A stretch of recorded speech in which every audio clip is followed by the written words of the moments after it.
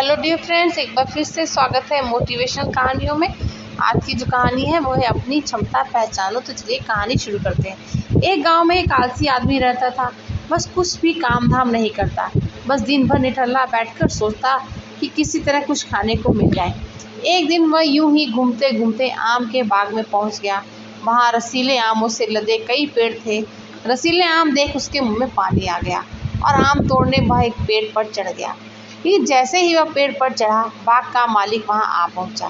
बाग के मालिक को देख आलसी आदमी डर गया और जैसे तैसे पेड़ से उतरकर वहां से भाग खड़ा हुआ। भागते भागते वह गांव में बाहर स्थित जंगल में जा पहुंचा। वह बुरी तरह से थक गया, इसलिए एक पेड़ के नीचे बैठकर सुस्ताने लगा। तभी उसकी नजर एक लोमड़ी पर पड़ी। उस लोमड़ी की एक टांग टूटी हुई थी और वह लंगड़ा कर चल रही थी। लोमड़ी को देखकर आलसी आदमी सोचने लगा कि ऐसी हालत में भी इस जंगली जानवरों से भरे जंगल में ये लोमड़ी बच कैसे गई, इसका अब तक शिकार कैसे नहीं हुआ। जिज्ञासा में वह एक पेड़ पर चढ़ गया और वहां बैठकर देखने लगा कि अब इस लोमड़ी के साथ आगे क्या होगा। कुछ ही पल बीते थे कि पूरा जंगल शेर की भयंकर दहाड़ से गूंज उठा। यह सुनकर सारे जानवर डर कर भागने लगे, लेकिन लोमड़ी अपनी टूटी टांग के साथ भाग नहीं सकती। वह वहीं खड़ी रही। शेर लोमड़ी के पास आने लगा। आलसी आदमी ने सोचा कि अब शेर लोमड़ी को मारकर खा जाएगा, लेकिन आगे जो हुआ वह कुछ अजीब था। शेर लोमड़ी के पास पहुंचकर खड़ा हो गया। उसके मुंह में मांस का एक टुकड़ा था, जिसे उसने लोमड़ी के सामने गिरा दिया। लोमड़ी इत्मीनान से मांस के उस टुकड़े को खाने लगी।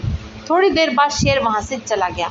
यह घटना देख आलसी आदमी सोचने लगा कि भगवान सच में सर्वे सर्वा है।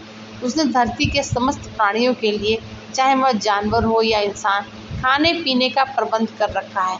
वह अपने घर लौट आया।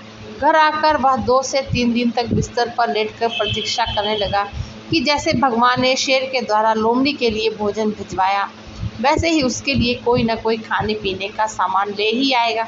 लेकिन ऐसा कुछ नहीं हुआ। भूख से उसकी हालत खराब होने लगी। आखिरकार उसे घर से बाहर निकलना ही पड़ा। घर के बाहर उसे एक पेड़ के नीचे बैठे हुए एक बाबा दिखाई पड़े। वह उनके पास गया और जंगल का सारा वृत्तांत सुनाते हुए बोला, बाबा जी, भगवान मेरे साथ ऐसा क्यों कर रहे हैं? उनके पास जानवरों के लिए भोजन का प्रबंध है, लेकिन इंसानों के लिए नहीं।